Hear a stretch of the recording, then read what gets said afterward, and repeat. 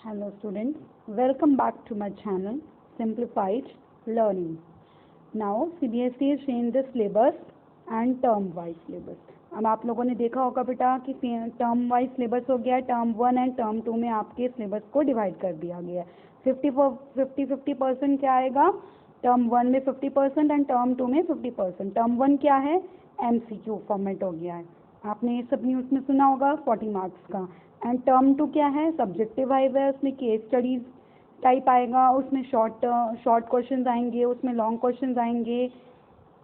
तो वो क्या हो गया हमारा? वो टर्म 2 हो गया. उसमें भी 40 मार्क्स का होगा, तो आपका टोटल 80 मार्क्स हो गए. एंड जो आपका 20 मार्क्स का प्रोजेक्ट है वो टर्म 1 एंड टर्म 2 के लिए सेम प्रोजेक्ट होगा. ओके, तो मैंने सिलेबस का लिंक एंड टर्म 1 टर्म में कैसे सिलेबस को डिवाइड किया गया है एंड अदर फर्दर जो भी इंफॉर्मेशन हैं वो मैंने अपने इस वीडियो के लिंक में आपको सेंड कर दिया है टेलीग्राम चैनल पे. आप वहाँ पे जाके नोट्स भी ले सकते हो इस चैप्टर के.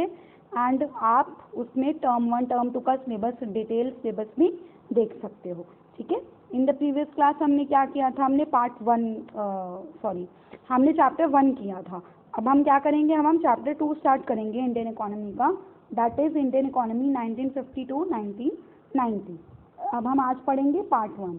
इसका ओवरव्यू आप देख लीजिए. इंट्रोडक्शन पढ़ेंगे, इकोनॉमिक प्लानिंग पढ़ेंगे, गोल्स ऑफ 5 ईयर प्लान क्या हैं एंड एग्रीकल्चर डेवलपमेंट. ये जो एग्रीकल्चर वाला कॉन्सेप्ट है ये अगर आपका सब्जेक्टिव टाइप में आता तो ये बहुत इंपॉर्टेंट था, बट अब इसको MCQ में कर दिया है तो इसको अभी भी इम्पोर्टेंट है, बट आपको इसमें ज़्यादा डिटेल में ज़्यादा एलैबोरेट करने की ज़रूरत नहीं है. MCQ और MCQs इज़ वेरी डेंजरस. अगर आप लोग ये सोचते हैं कि MCQ बहुत आसान है, हम ऐसे कर लेंगे, हम A B C यही तो टिक करना है, तो MCQs आर वेरी डेंजरस. या तो आपको इसमें 1 मार्क्स मिलेगा या आपको 0 मिलेगा. इसमें हाफ का कोई ऑप्शन नहीं होता. इसलिए जो जितने भी इंटेलिजेंट स्टूडेंट्स होते हैं ना वो ये कहते हैं MCQs are very dangerous. But जो एवरेज स्टूडेंट होगा या बिलो एवरेज होगा वो कहेगा MCQ बहुत आसान है. ठीक है. तो MCQ बहुत आसान नहीं होते हैं. इसके लिए आपको एक 9 NCERT बुक्स अगर आप रेफर करो तो इट्स वेरी बेटर. किसी और रेफरेंस बुक के मुकाबले NCERT इज़ द बेस्ट. ठीक है. Okay, let's start our with first part that is introduction. When our India got freedom, we got our freedom on 15th August 1947. अब आपको economic system क्या होता है? इकोनॉमिक सिस्टम क्या होता है कि आपको money, economics means money and system means आपको एक प्रोसेस क्रिएट करना है, प्रक्रिया कह सकते हो आप.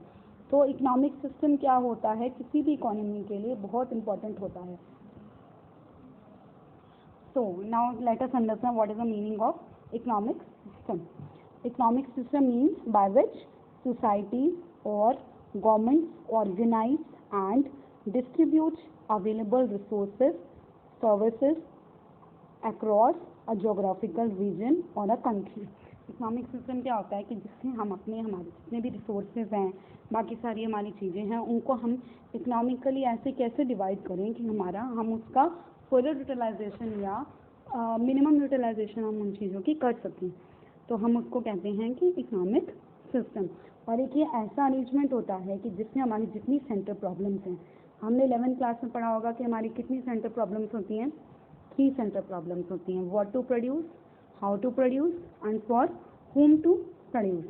तो उनको हम कैसे सॉल्व कर सकते हैं उन इकोनॉमिक प्रॉब्लम्स को, वो भी हम इकोनॉमिक सिस्टम की हेल्प से समझ सकते हैं. Okay, now move to next slide.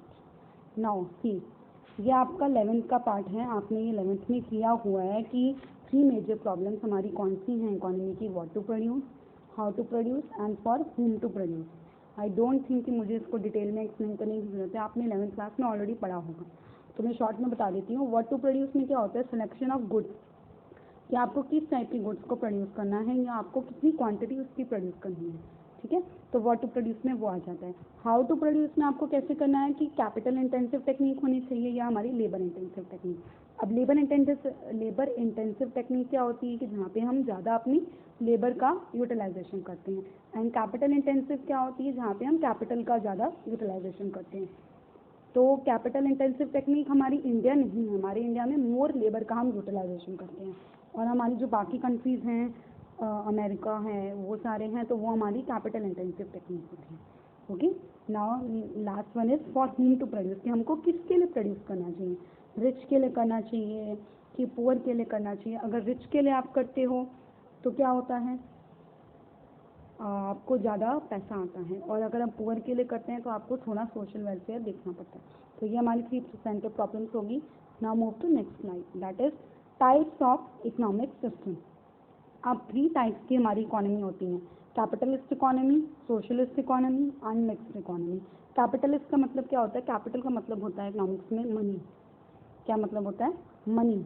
Money जो हमारी प्रॉफिट मोटिव के लिए होती है। प्रॉफिट मोटिव के लिए कौन सा सेक्टर काम करता है, यस, प्राइवेट सेक्टर हमारे प्रॉफिट मोटिव के लिए काम करता है। तो कैपिटलिस्ट इकोनॉमी क्या हो गया, उनका प्रॉफिट मोटिव होता है एंड वो प्राइवेट सेक्टर होता है उसमें। अब सोशलिस्ट इकोनॉमी क्या होती है, जो सोशल वेलफेयर के लिए काम करती है, उसमें कौन सी होती है, पब्लिक या गवर्नमेंट सेक्टर। ठीक है। Now last one is mixed economy. Mixed economy क्या होती है कि जहाँ पे हमारा public sector and private sector both होता है, both public and private sector होता है। ठीक है। अब हमारी इंडिया है वो क्या है, वो मिक्स्ड इकोनॉमी है, क्योंकि इसमें private sector and public sector both की इन्वॉल्वमेंट है। ठीक है। अब कैपिटलिस्ट इकोनॉमी हमारी कौन कौन सी है, यूके हो गया, कनाडा हो गया, ये हमारा क्या है, कैपिटलिस्ट इकोनॉमी है। सोशलिस्ट इकोनॉमी नॉर्थ कोरिया है, वो फुली तो सोशलिस्ट इकोनॉमी नहीं कह सकते उसको, थोड़ा थोड़ा पोर्शन उसका कैपिटलिस्ट इकोनॉमी में भी इन्वॉल्व है, बस एक एग्जांपल कह सकते हैं आप, एंड कुबा, तो वो हमारी होगी सोशलिस्ट इकोनॉमी। मिक्स इकोनॉमी का एग्जांपल तो हमारा इंडिया है ही। Okay. Now move to next slide, that is economic planning. अब इकोनॉमिक प्लानिंग क्या होती है, इकोनॉमिक का मतलब आपको बताया मैंने कि पैसे, मनी से रिलेटेड, एंड प्लानिंग का मतलब क्या होता है कि आप घर में प्लान करते हो ना क्या करना है, जैसे बजट टाइप कह सकते हो कि इतना पर मंथ आए और मम्मी डिसाइड करती है कि किसमें कितना खर्च करना है, राशन में कितना जाएगा, बच्चों के कपड़ों में कितना जाएगा, तो वो हमारा गवर्नमेंट उस तरह प्लान करती है। जो गवर्नमेंट लेवल पर प्लानिंग होती है कि पैसे को कैसे यूटिलाइज किया जाए, कि किस इकोनॉमी में कितना कितना दिया जाए, फॉर whom टू प्रोड्यूस को कितना चाहिए, फॉर हाउ टू प्रोड्यूस को कितना चाहिए, फॉर व्हाट टू प्रोड्यूस को कितना चाहिए, बाकी सारे हमारे लिमिटेड रिसोर्सेज को हम कैसे बेस्ट यूटिलाइज कर सकते हैं एक इकोनॉमी के लिए, कि हमारा डेवलपमेंट भी हो, हमारे सिटीजन्स को सही तरीके से मिलता भी रहे, तो वो हमारी हो जाती है इकोनॉमिक प्लानिंग। अब सेटअप, प्लानिंग कमीशन कब सेटअप हुआ था, 1950 में। अब ये 1 मार्क्स के लिए आपके एमसीक्यू में बहुत इंपॉर्टेंट क्वेश्चन हैं, छोटे छोटे आपको क्वेश्चन पूछे जा सकते हैं। तो प्लानिंग कमीशन कब सेटअप हुआ था, 1950 में, और उसका चेयरमैन कौन है, prime minister as a chairman. अब उसका न्यू नाम क्या हो गया, नीति आयोग, आपने टीवी में सुना ही होगा।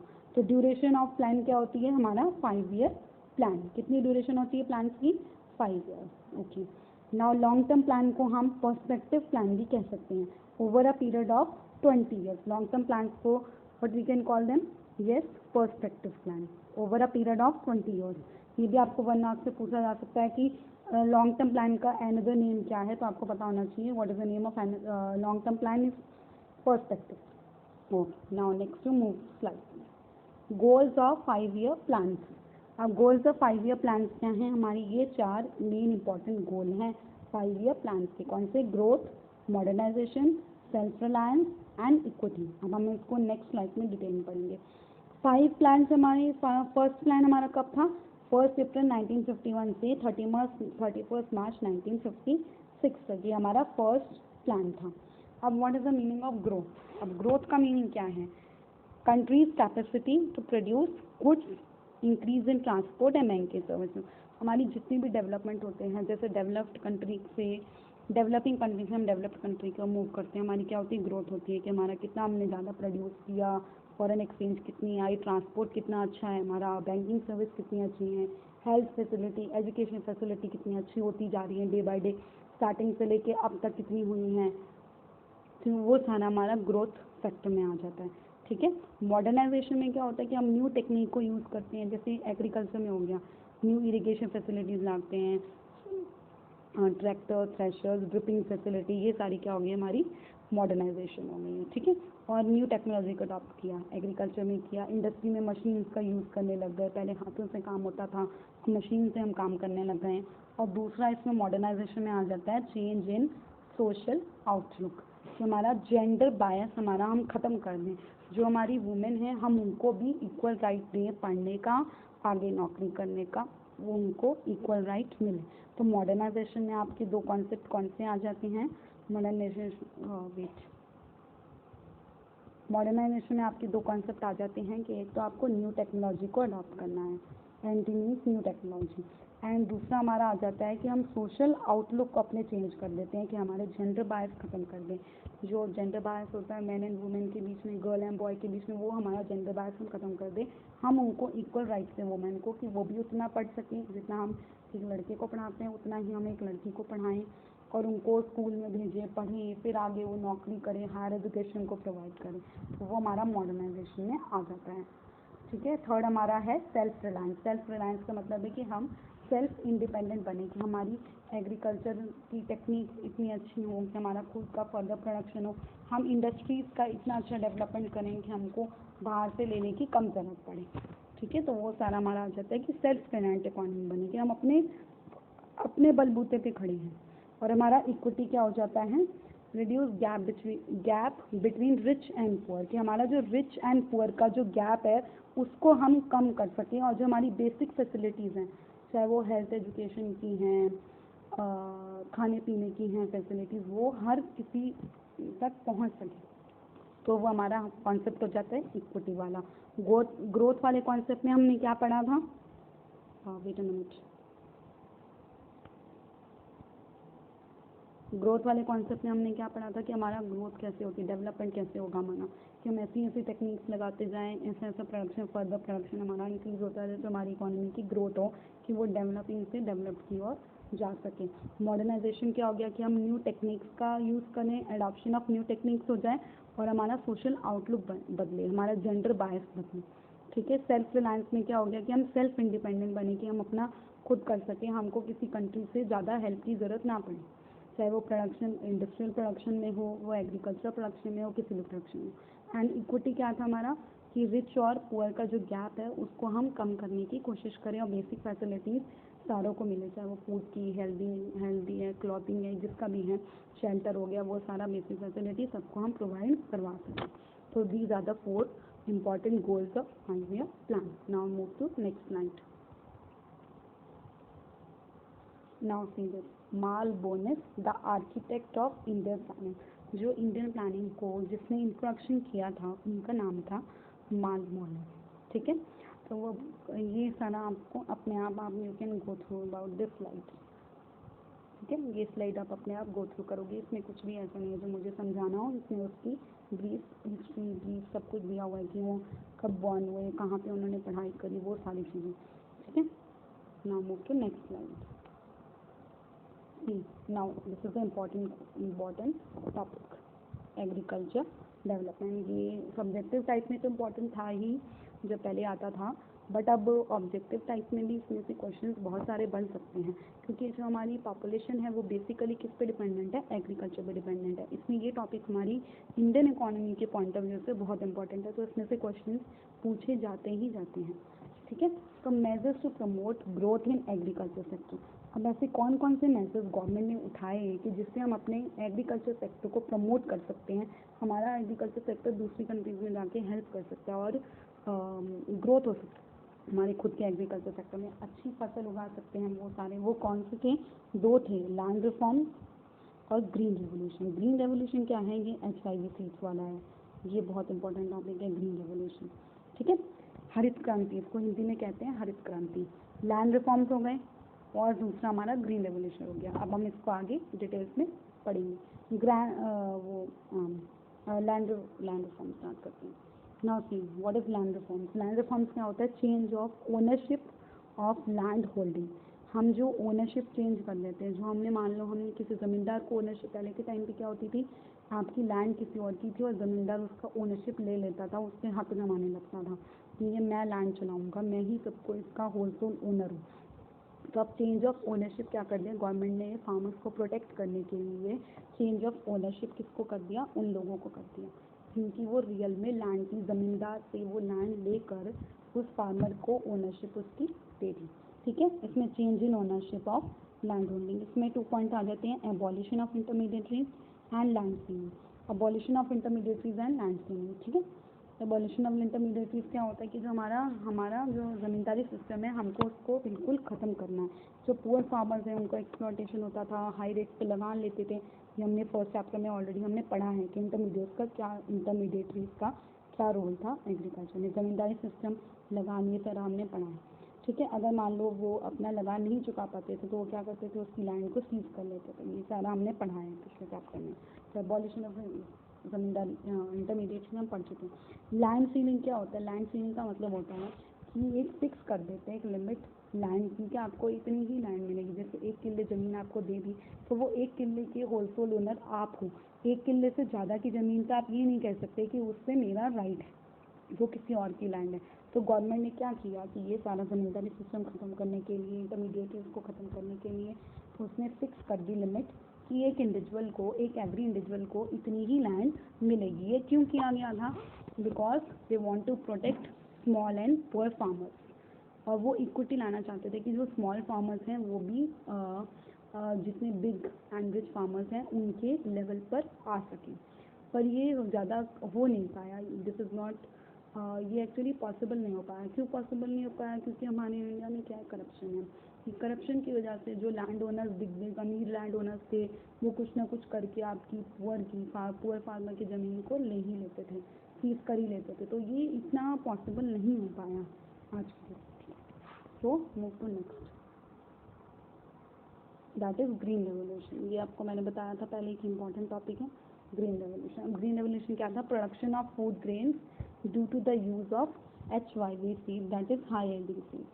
आपको शॉर्ट फॉर्म भी पूछी जा सकती है, फुल फॉर्म पूछी जा सकती है। जैसे HYV सीड्स का फुल फॉर्म बताइए, वो क्या है? High yielding variety seeds. अब इसका क्या था? Process of increasing agricultural production by incorporating modern tools and techniques. Process हमको एग्रीकल्चर प्रोडक्शन को बढ़ाना है। कैसे बढ़ाना है? न्यू टूल्स एंड टेक्निक्स को इरिगेशन फैसिलिटीज़ हो गई, सीड्स अच्छी क्वालिटी के हो गए, उन सारे से हमको क्या करना है, और टेक्निक को अपनी बढ़ा के एग्रीकल्चर का प्रोडक्शन इंक्रीज करना है।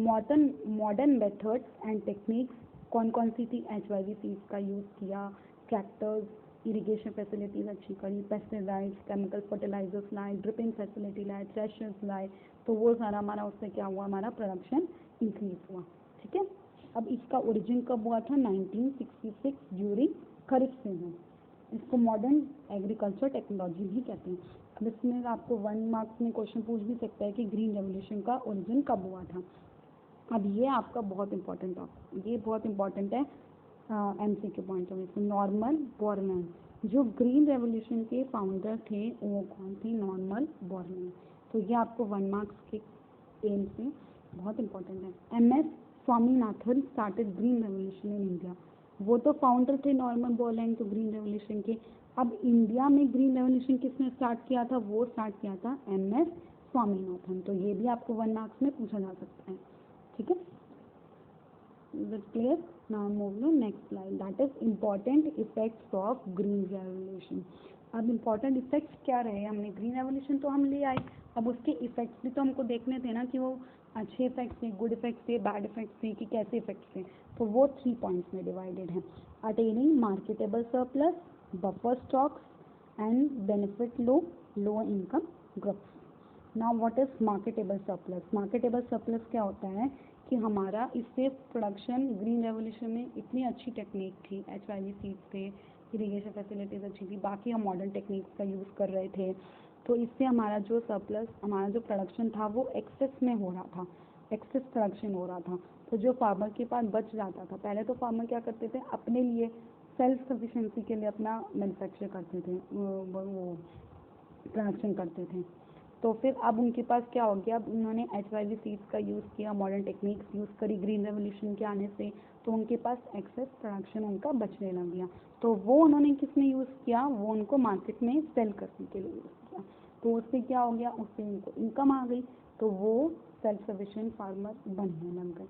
ठीक है, कि उनका गुजारा अच्छे से चलने लगा। तो उसको हम कहते हैं मार्केटेबल सरप्लस, जो एक्सेस हमारा प्रोडक्शन हो जाता है, वो जो पोर्शन बच जाता है ना, तो वो जो हम मार्केट में जाके सेल कर सकते हैं। तो उससे क्या होता है, ग्रीन रेवोल्यूशन से हमको फ़ायदा हो गया कि हमारी फसल ज़्यादा अच्छी होने लग गई और ज़्यादा क्वांटिटी में होने लगी। अब नेक्स्ट पॉइंट है बफर स्टॉक अब बफर स्टॉक तो आपने ये सालों ने 10th क्लास में पढ़ा है कि गवर्नमेंट क्या करती है कि सफिशिएंट स्टोरेज रख लेती है फूड ग्रेन्स का, आगे कोई नेचुरल कैलेमिटी आती है तो वहाँ पे आप यूटिलाइज कर सकते हो। जैसे कोरोना आया तो कोरोना काल में क्या हुआ था, इंडस्ट्रीज बिल्कुल थोड़े टाइम के लिए बंद हो गई थी, तो अगर गवर्नमेंट के पास बफर स्टॉक नहीं होता तो वो लोगों को कैसे खाना खिलाते, वो कैसे दाल चावल जितने भी हमारे जितने भी हम ग्रॉसरीज लाते हैं वो कहाँ से आता। गवर्नमेंट के पास खाने पीने का, राशन का, सारों का बफर स्टॉक हर कंट्री के पास होता है कि ताकि कोई भी उस कंट्री में इमरजेंसी आ जाती है, वॉर आ जाए, नेचुरल कैलेमिटी आ जाए, कुछ भी आ जाए, तो वो उसको गवर्नमेंट यूटिलाइज कर सकती है, लोगों को खाने के लिए दे सकती है, तो उसको हम कहते हैं बफर स्टॉक। तो ये हर कंट्री अपना बफर स्टॉक रखती है। ठीक है। Now benefit to low income groups. Now let's study what is risk involve under green revolution. अब हम ग्रीन रेवोल्यूशन तो ले आए, बस उसके क्या थे, रिस्क भी थे। क्या रिस्क थे? पहला रिस्क था उसका पेस्ट अटैक का। पेस्ट अटैक उसमें ज़्यादा जल्दी हो सकता था, तो जो पेस्ट अटैक है वो ज़्यादा जल्दी हो सकता था, तो जो स्मॉल फार्मर्स थे अगर उनकी फसल को पेस्ट अटैक हो गया तो उनके पास तो कुछ भी नहीं बचेगा, क्योंकि वो तो उसी से अपना रोज़गार कमाते हैं, उसी से उनको पैसा आता है। तो अगर वो उनकी फसल ख़राब हो गई तो वो स्मॉल फार्मर्स अपना सब कुछ ख़त्म हो जाता था, उनके पास कुछ भी नहीं कर सकता था। तो ये सबसे इम्पोर्टेंट रिस्क था उसका, पेस्ट अटैक होने का। दूसरा था risk of increase in income inequalities. जैसे क्या था, due to more costly seeds fertilisers, वहाँ पे कॉस्टली जो HIV सीड्स थे वो क्या थे, वो कॉस्टली थे। जो HIV सीड्स थे हमारे वो क्या थे, बहुत ही कॉस्टली थे, तो उनको जो स्मॉल फार्मर्स थे वो उतनी क्वांटिटी में नहीं खरीद पाते थे, जिससे उनका प्रोडक्शन डिक्रीज हो जाता था और उनका जो गैप है रिच और पुअर फार्मर का वो इंक्रीज होने लगता था day by day. Risk of increase in income inequalities. Income inequalities क्या होती है, बराबर ना होना। इनइक्वालिटी, इक्वालिटी नहीं है, बराबर नहीं है। तो वो कैसे होता था कि जो सीड्स थे HIV वो बहुत महंगे आते थे, कॉस्टली होते थे, तो उनको जो पुअर फार्मर्स हैं, स्मॉल फार्मर है, वो उनको नहीं अफोर्ड कर सकता था, तो उससे उसका प्रोडक्शन डिक्रीज हो जाएगा। जो HIV सीड से प्रोडक्शन करेगा उसका प्रोडक्शन इंक्रीज होगा, और जो बाकी करेंगे उनका प्रोडक्शन क्या हो जाता था, डिक्रीज हो जाता। तो उससे उनका रिच और पुअर फार्मर्स जो थे उनका गैप बढ़ने लगता था। नाउ अब नेक्स्ट है debate over subsidy given to agriculture. अब ये डिबेट रखी गई कि एग्रीकल्चर जो हैं, जो फार्मर्स हैं, उनको सब्सिडी देनी चाहिए गवर्नमेंट को कि नहीं देनी चाहिए। तो कई इकोनॉमिस्ट उसके फेवर में थे, कई इकोनॉमिस्ट उसके अगेंस्ट में थे। फेवर में जो थे वो कहते थे कि न्यू टेक्निक आएगी, इसमें HIV टेक्निक आएगी, जल्दी प्रोडक्शन होगा, जल्दी प्रॉफिट होगा, ज़्यादा प्रोडक्शन होगा, इकोनॉमी का डेवलपमेंट होगा, इसलिए हमको सब्सिडी उनको प्रोवाइड करनी चाहिए।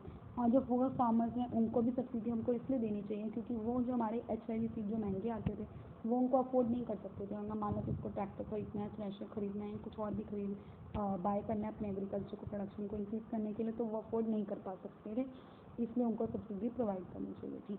और इससे क्या होता है कि रिच और पुअर फार्मर्स के बीच का गैप वो गैप ख़त्म हो सकता था, इलिमिनेट मतलब ख़त्म हो सकता था। तो ये तो इकोनॉमिस्ट थे कि फेवर में थे कि न्यू टेक्निक आ जाएगी, पुअर फार्मर्स अफोर्ड नहीं कर सकते तो उनको पैसा मिल जाएगा गवर्नमेंट की तरफ से कि वो अपने प्रोडक्शन इंक्रीज़ कर सकेंगे, सेल्फ सफिशिएंट बन सकेंगे, और जितना ज़्यादा फर्दर प्रोडक्शन होगा, क्योंकि हमारी पॉपुलेशन के अकॉर्डिंगली हमको फर्दर प्रोडक्शन बहुत ज़्यादा चाहिए। और जो रिच और पुअर गैप के जो पुअर फार्मर्स हैं उनका क्या होगा, गैप भी डिक्रीज हो जाएगा या ख़त्म भी हो सकता है। जो अगेंस्ट में थे वो कहते थे कि हमारा जो इंडिया में है वो करप्शन है, ये सबको पता है कि इंडिया में करप्शन तो है, तो किसी ना किसी स्केल पे है। तो फिर वो इकोनॉमिस्ट कहते थे कि जो रिच और पुअर हैं, जो रिच फार्मर है उसके पास आपका ज़्यादा पैसा चला जाता है, ज़्यादा सब्सिडी मिल जाती है। जो पुअर फार्मर होता है वो इतना अवेयर नहीं होता है, उसके पास उतनी फैसिलिटी नहीं होती है कि उसको ये पता लग सके कि मुझे कहाँ से सब्सिडी मिलेगी, कैसे अवेल करनी है मुझे, वो बेनिफिट कैसे अवेल करना है, तो वो उससे वंचित रह जाते थे, उससे हाँ वंचित रह जाते थे। तो जो रिच फार्मर्स थे वो क्या करते थे, वो अपना सब्सिडी को ले जाते थे, करप्शन से ले जाते थे, कोई डिपार्टमेंट में उनका कुछ है, जानने वाला कोई बैठा है तो उससे ले लेते थे सब्सिडी ऐसे करके, और remove it once purpose served. ठीक है।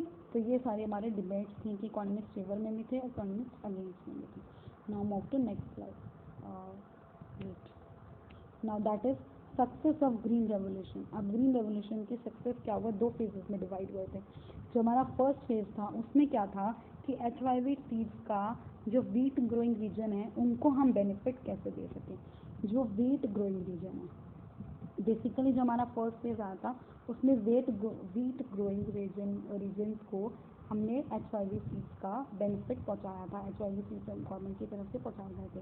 तो वो हमारा फर्स्ट फेज है। वो कब आया था, मिड-60s से मिड-70s के बीच में। उसमें कौन कौन से स्टेट्स थे, पंजाब, आंध्र प्रदेश, तमिलनाडु एंड एक्स्ट्रा और भी स्टेट्स थे। ठीक है, तो वो सारे हमारे क्या थे, फर्स्ट फेज में आते थे। जो हमारा सेकेंड फेज था वो हमारा मिड-70s से मिड-80s की दौर में था। तो उसका जो बेनिफिट्स थे वो अदर क्रॉप्स, जितनी अदर हमारी क्रॉप्स हैं ग्रोन करते हैं फार्मर्स, उनके लिए था। तो जो फर्स्ट फेज था वो स्पेशली वीट ग्रोन एरियाज के लिए था। वो पंजाब हो गया, आंध्र प्रदेश हो गया, तमिलनाडु हो गया, बाकी और भी स्टेट्स होंगी। जो सेकेंड फेज था वो हमारा मिड-70s से मिड-80s के बीच में आया था। तो बाकी जो हमारी वैरायटीज बची उनको बेनिफिट्स प्रोवाइड करने के लिए। तो ये सक्सेस ऑफ ग्रीन रेवोल्यूशन को टू फेज में डिवाइड किया गया था। ठीक है, now move to next slide, that is problems of Indian agriculture. अब हर किसी की प्रॉब्लम भी होती है, हर किसी के फायदे भी होते हैं। तो हमारी इंडियन एग्रीकल्चर की या इंडिया की एग्रीकल्चर की प्रॉब्लम्स क्या थी, पहले हम पढ़ेंगे। इसको 3 पार्ट्स में डिवाइड किया गया है। ठीक है, पहला तो हमारा जनरल प्रॉब्लम्स हो जाता है, सेकेंड हमारा हो जाता है इंस्टीट्यूशनल प्रॉब्लम्स एंड थर्ड हमारा हो जाता है टेक्निकल प्रॉब्लम्स। तो अब हम स्टार्ट करते हैं इसको जनरल प्रॉब्लम्स से कि हमारी जनरली प्रॉब्लम्स क्या थी एग्रीकल्चर की, इंडियन एग्रीकल्चर की। बेसिकली हमारी प्रॉब्लम्स क्या थी, हमको इंडियन एग्रीकल्चर की क्यों करना है, क्योंकि हमारी हम क्या पढ़ रहे हैं, इंडियन इकोनॉमी पढ़ रहे हैं। ठीक है, अब ये क्या थी, pressure of population on land. हमारी बहुत ज़्यादा पॉपुलेशन है तो इसमें क्या हो जाता है, लैंड पे प्रेशर पड़ जाता है कि हमको ज़्यादा से ज़्यादा प्रोडक्शन करना है ताकि हम ज़्यादा से ज़्यादा अपनी पॉपुलेशन को फूड सप्लाई कर सकें।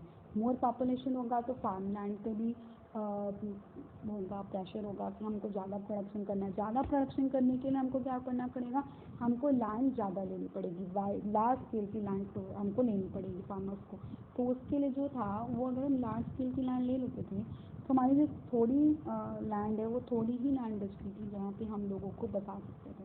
क्योंकि हमारी पॉपुलेशन ज़्यादा है तो लैंड फॉर लिविंग हमारी क्या हो जाती थी, हमारी थोड़ी कम हो जाती थी और फार्म लैंड हमारी क्या होती है, ज़्यादा इंक्रीज हो गई। तो हमारा pressure of population on land है, तो वो हमारा एक प्रॉब्लम है इंडियन एग्रीकल्चर की।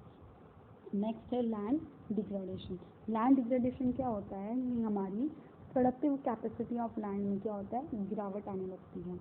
Means decline in the productive capacity of the land, कि हमारी लैंड की प्रोडक्शन जो क्षमता कहते हैं ना, जिसको प्रोडक्शन क्षमता, वो हमारी डे बाय डे क्या होने लगती है, डिग्रेड होने लगती है। तो उसको हम कहते हैं कि लैंड डिग्रेडेशन। लैंड हमारी क्या होने लगी, घटने लगी। डिग्रेडेशन का मतलब क्या होता है, गिरना, घटने लगना। तो हमारी लैंड की जो प्रोडक्टिविटी है कि जितना हम प्रोडक्शन दे सकते हैं वो हमारी डे बाय डे क्या होती रहती थी, डिग्रेड होती रहती थी। उससे क्या होता है, तो फूड इनसिक्योरिटी हो जाएगी, फूड ज़्यादा नहीं मिलेगा और जितना भी फार्मर प्रोड्यूस करेगा वो हायर प्राइसेस पे हमको देगा।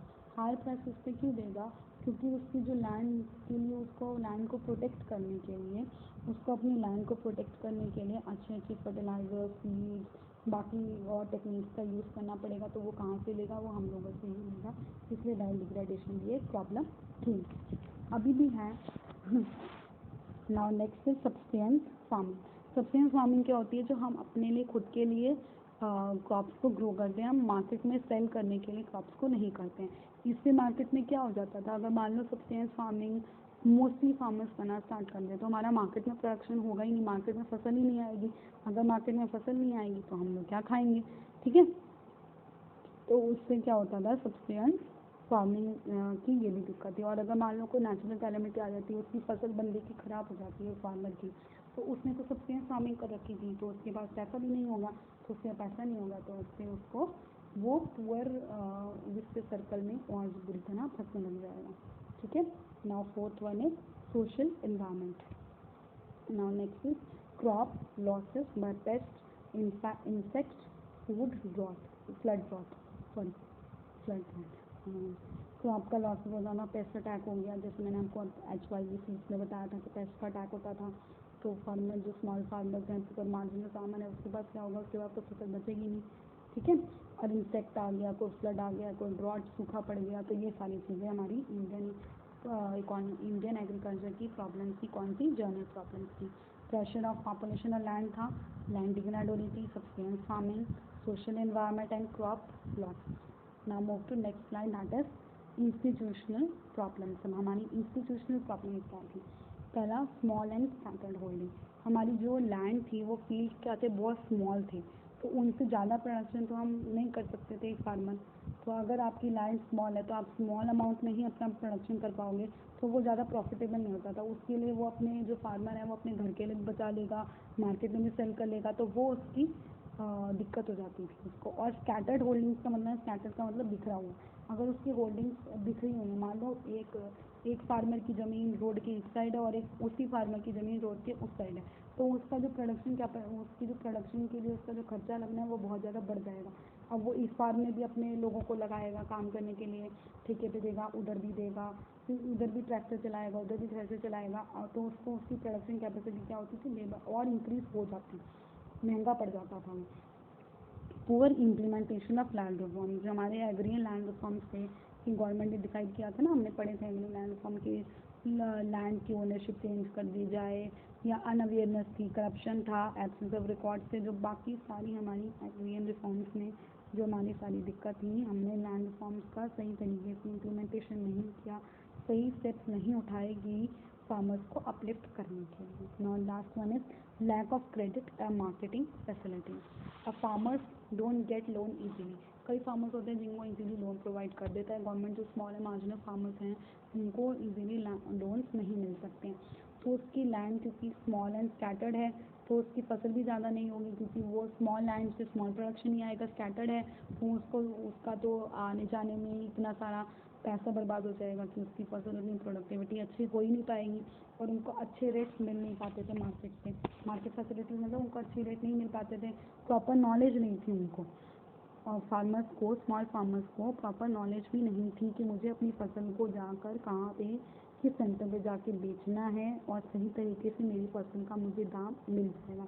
अब मनी लेंडर्स तो इंक्लूडेड थे, ज़मींदार भी थे, तो उनसे भी क्या होता था, वो कहते थे कि अगर आपको अपनी फसल को बेचना है तो आप हमको दे दो, हम आपकी फसल का पैसा आपको दे देंगे। ठीक है, हो गया ये आपका प्रॉब्लम्स ऑफ इंडियन एग्रीकल्चर में। Now next third is technical problems. अब टेक्निकल प्रॉब्लम्स क्या आती थी? Lack of irrigation facility.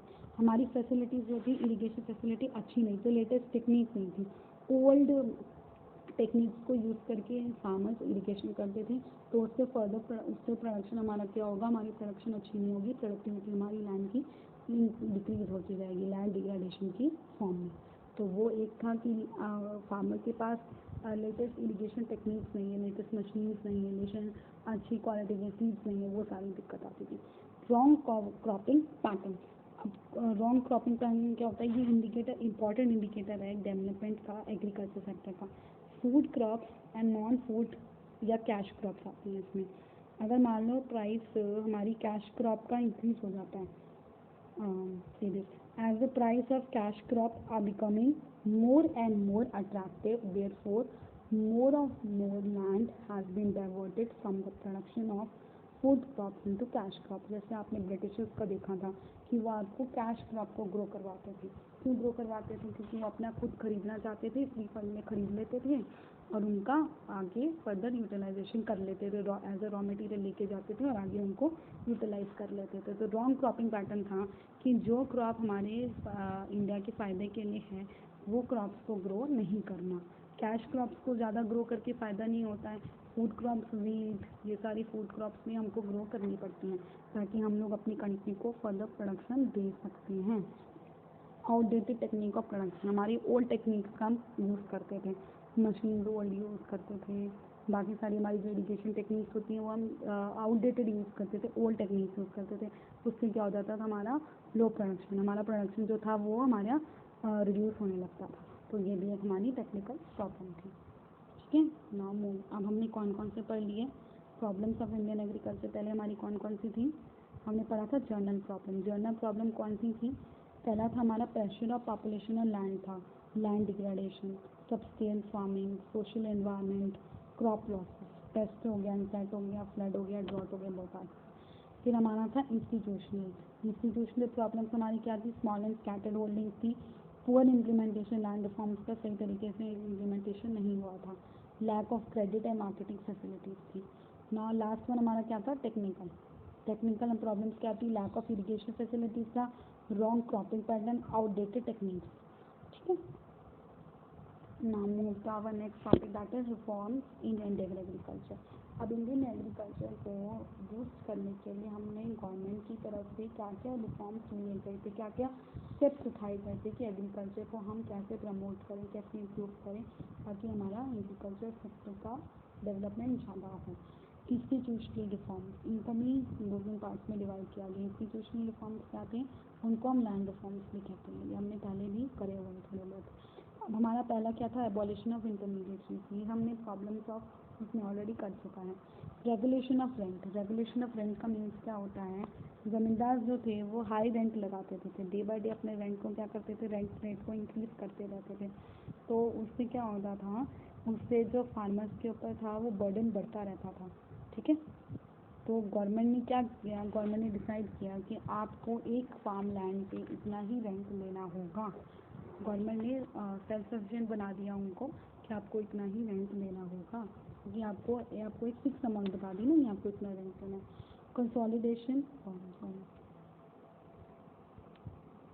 Consolidation of holdings का मतलब है कि consolidate for the use of modern and advanced technology, this brings large scale production and more income.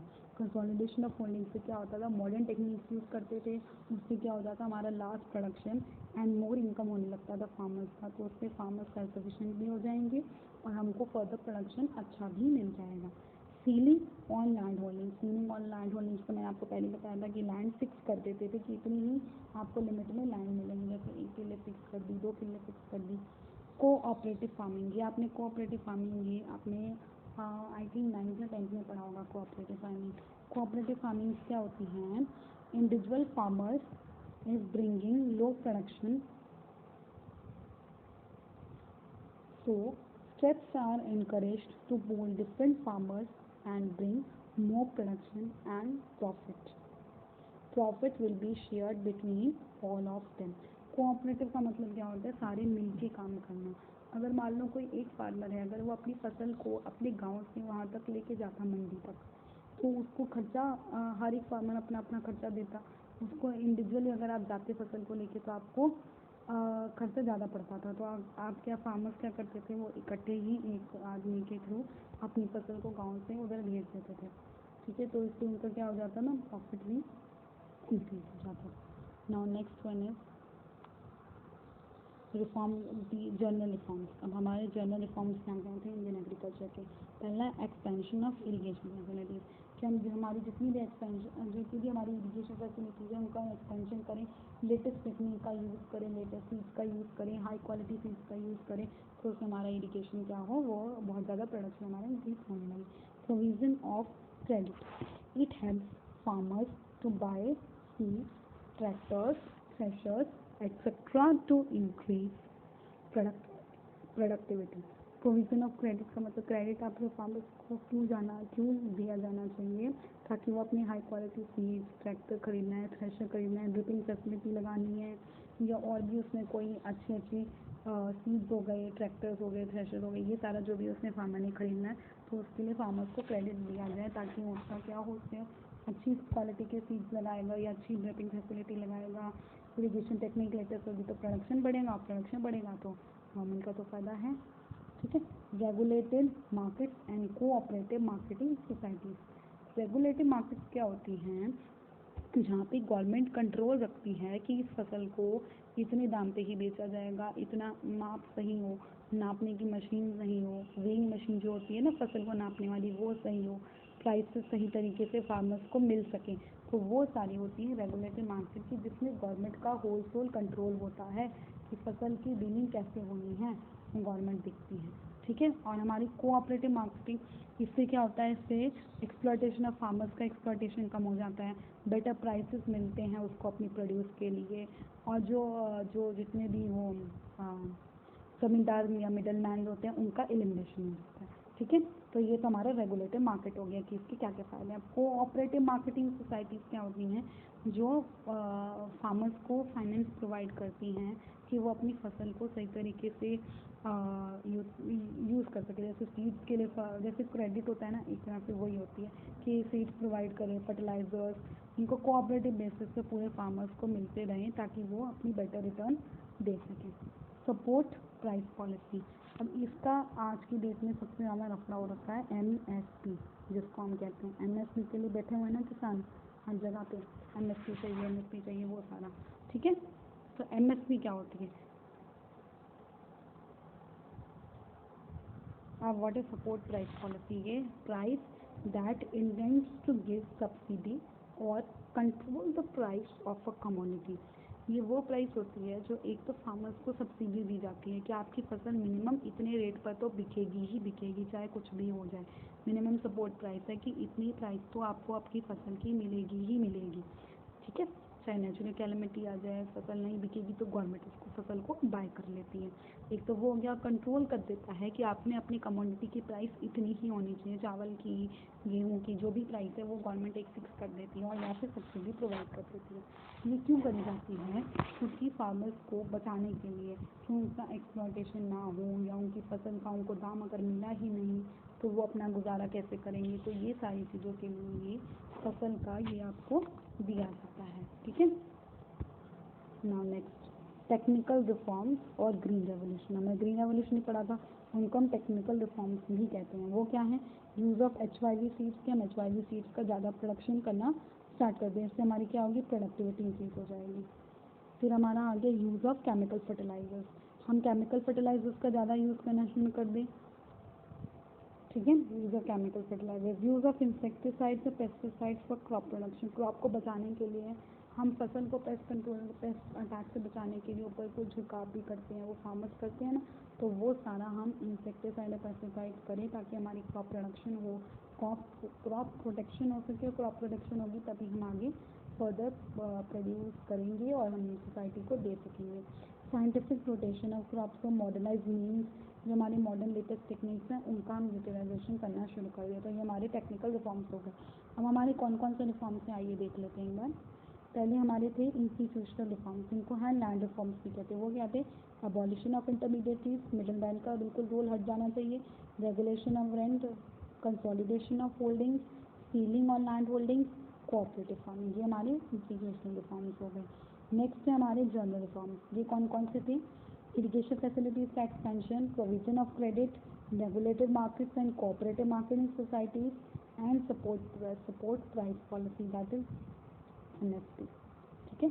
Now हमारे last था टेक्निकल रिफॉर्म्स या फिर उनको ग्रीन रेवोल्यूशन कहते हैं। HYV सीड्स का यूटिलाइजेशन करना स्टार्ट कर दें, यूज़ करना स्टार्ट कर दें, केमिकल फर्टिलाइजर्स यूज़ करें, इंसेक्टिसाइड में पेस्टिसाइड्स का यूज़ करें ताकि हमारी जो हमारी क्रॉप है वो प्रोटेक्ट हो सके, पेस्ट अटैक उसमें ना हो सके। साइंटिफिक रोटेशन ऑफ क्रॉप्स को मॉडर्नाइज मीन्स का यूज़ करें, न्यू टेक्नोलॉजी का यूज़ करें, लेटेस्ट इरीगेशन फैसिलिटीज यूज़ करें, सीड्स अच्छी क्वालिटी की यूज़ करें, ठीक है। वो हमारे सारे रिफॉर्म्स हो गए।